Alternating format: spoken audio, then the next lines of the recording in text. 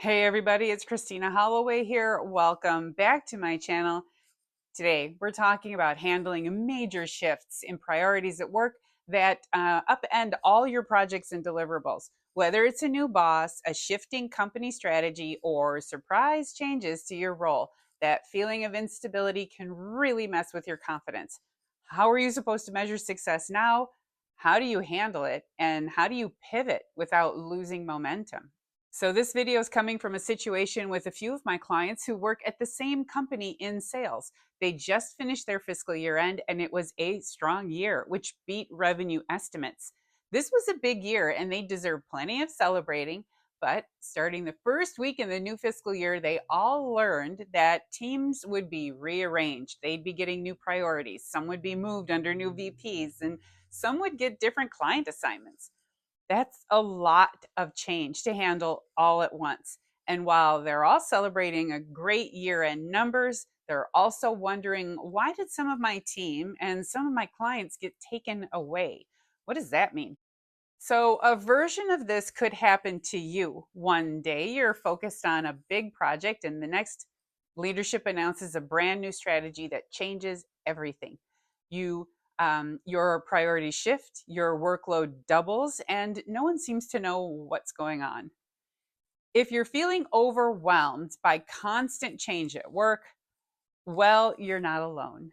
Today, I'm going to walk you through how to stay grounded, protect your performance, and adapt strategically when your job changes unexpectedly without burning out or selling yourself short. All right, so let's get started. So let's break it down. There are a few kinds of change that can shake up your day to day. There are structural changes that create new reporting lines, new departments, and full blown reorgs. You may be told that you fall under a different umbrella that will be better aligned with your team's output or something like that. There are strategic changes where suddenly you're focused on revenue instead of user growth or ops instead of innovation. So, this is a shift in focus for your deliverables. Then there are leadership changes, and with that, new expectations, priorities, and personalities. This one is pretty big. You may wonder how you're going to build a connection and trust with someone who is completely new and doesn't know you well. There's a lot of effort with this one to make sure the new leadership team likes and respects you. If you can name the type of change, you can better predict what's likely to shift and what probably won't. And that gives you power. Here's a tip: look at your last few one on ones or team meetings. What language is being used? Words like alignment, agility, or reset are often code for upcoming shakeups. You should especially have your antenna up close to the fiscal year end. Resets are likely to happen close to the closeout of the year and around the announcement of revenue goals. Okay, so here's the deal. When change hits, most people either freeze or sprint in the wrong direction. Don't do either. Instead, focus on this three-step pivot. Clarify what is expected of you now. Ask questions like, what's the most important thing for our team to accomplish in the next 30 to 60 days? Protect your core deliverables. What must stay consistent to maintain your performance and reputation? Find the low risk way to adapt. Look for ways to lean into the new priorities without dropping what's already working. Remember, change doesn't mean starting from scratch. It means reframing how you add value. Also, if you're struggling to understand the changes, like some of my clients, then it's good to have a conversation with your current or next boss. Questions like, what do these changes mean for me and my team? How will those changes affect my responsibilities? Can you explain why some of my client accounts have been removed and the rationale for giving me these new accounts? And if you're feeling really uncomfortable with the changes, you can always anchor your questions around career development goals. My current assignments were setting me up for the next level, a raise or a promotion or a bonus, or even just moving up one grade.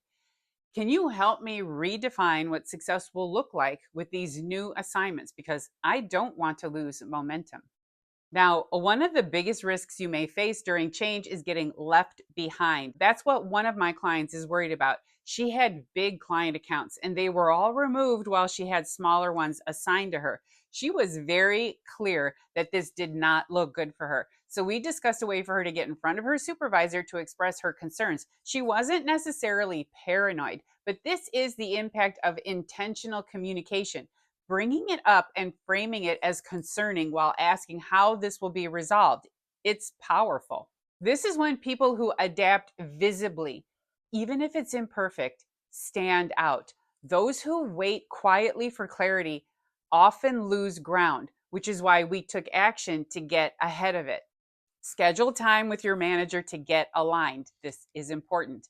Then update key partners on your shifting role. Make sure you frame it as a win. Share small wins that show you're adapting and still delivering in this new space. Remember, change is a visibility opportunity. Don't miss it. Like my clients, when things change at an alarming rate and you can't make sense of the changes, you may start to believe that the changes are a negative reflection on you or your performance. Try really hard not to get in your head early in the process. Even when you adapt on paper, the emotional side is real. Frustration, confusion, resentment, it's all normal. So here's what worked with my sales team clients. Name your reaction. I feel frustrated because this came out of nowhere and it looks like it may set me back in terms of my career development. That's honest and it gives you clarity. You can lead with that when you need to have a conversation with your boss. Separate the change from your identity. You are not your project or your title.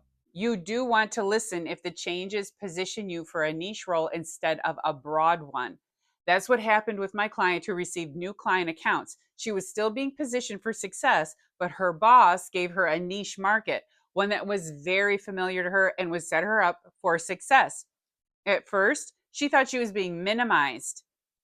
A meaningful and non reactive conversation with her boss helped her understand the new parameters by which she could succeed.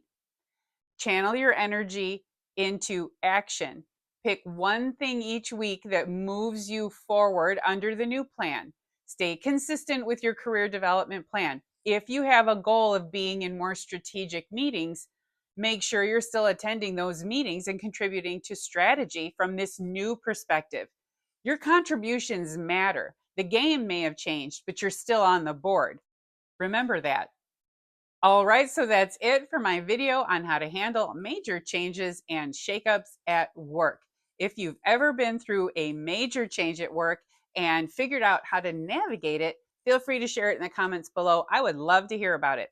And if you enjoyed watching this video and you found it helpful, please make sure to give it a big thumbs up by hitting that like button and make sure you're subscribed to my channel so you never miss another video from me. Thank you for watching, and I'll see you in the next video. Bye.